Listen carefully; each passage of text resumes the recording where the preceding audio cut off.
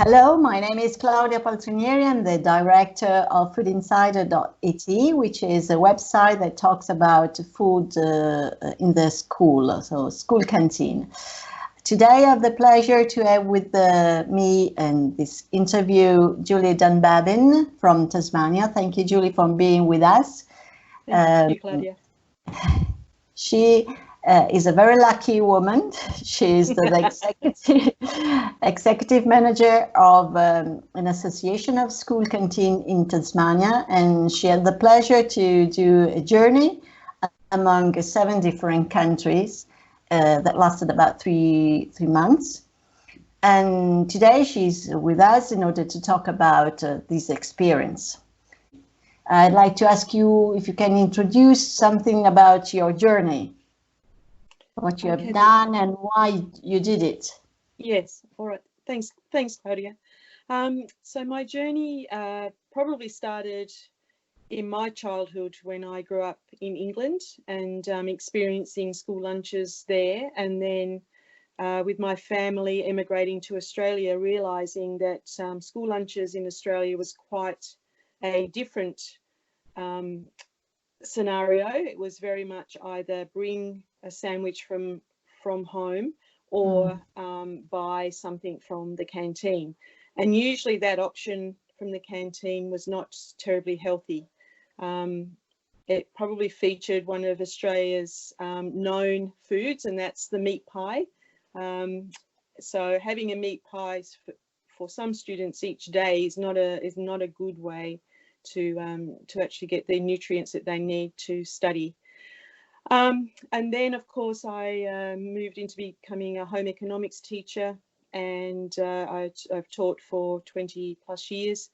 And in the past 10 years, I've been the executive director, or officer, I should say, of the Tasmanian School Canteen Association. And that's a non-government organisation that is funded to support schools, which are both government and private schools, to offer nutritious food and safe food to the children at their schools. So I found out about the Churchill Fellowship, which is actually a trust that exists in Australia, New Zealand and England and Scotland, and it enables Australians to go and explore the rest of the world and find out information about their passion, and obviously mine is about feeding children well whilst they're at school, and to bring that information home to Australia. And we have to write a document, a paper of our findings, which is now available, of my findings, and then we try and change with that information policy, practice, attitude, etc. So my topic was around what are the factors that enable school lunch programs to impact positively on children's health and well-being. And so I visited, as you said, Claudia, 7 countries, so parts of America, England, Scotland, Finland, Italy, France and Japan as part of my Churchill Fellowship. So I'm very fortunate to be able to do this. Yes, very fortunate. Can you tell us about the fundamental aspect of the quality school canteen you have found? Yes, I'd love to. I mean, there's not one fundamental aspect. There was what I saw and learnt from the countries I visited is that there were some general features. One of them was that government commitment to feeding children whilst the children were at school.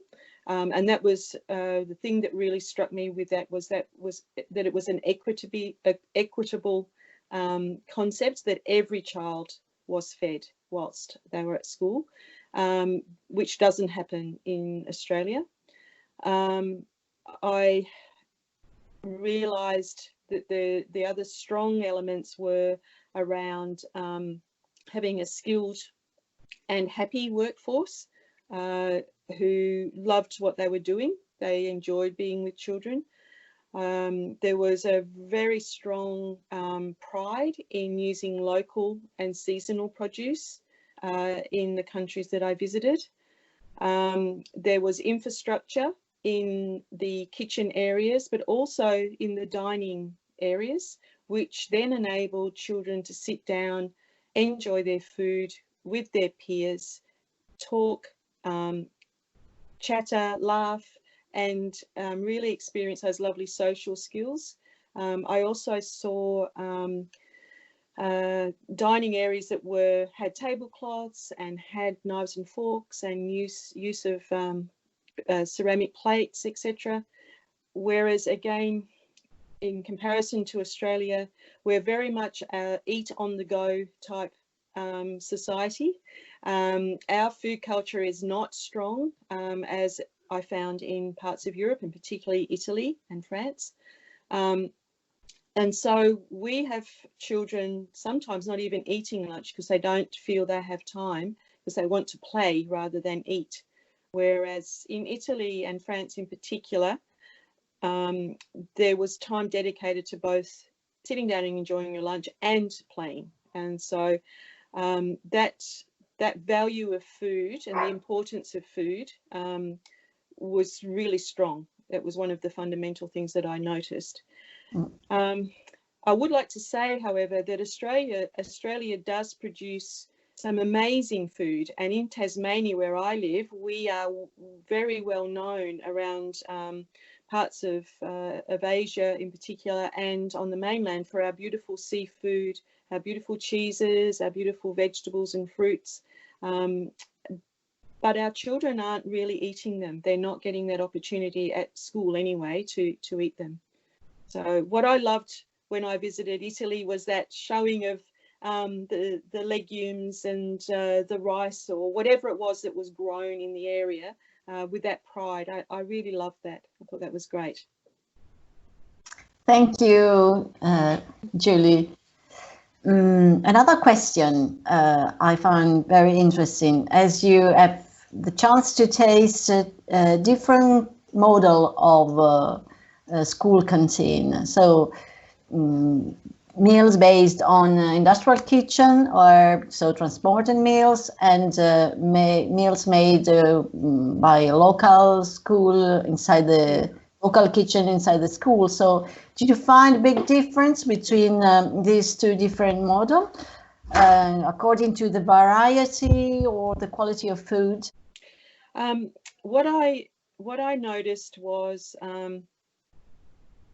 I think the biggest thing I noticed was that when the food was made in a large kitchen, and which I did experience in Japan and Italy in particular, and Finland, sometimes there was that disconnect from the people making the food for the children. And whilst that's not a change in how the food looked or tasted or the colour, there was something missing. And I think it was highlighted when I went to the kindergarten with you, Claudia, in Milan, to Flora.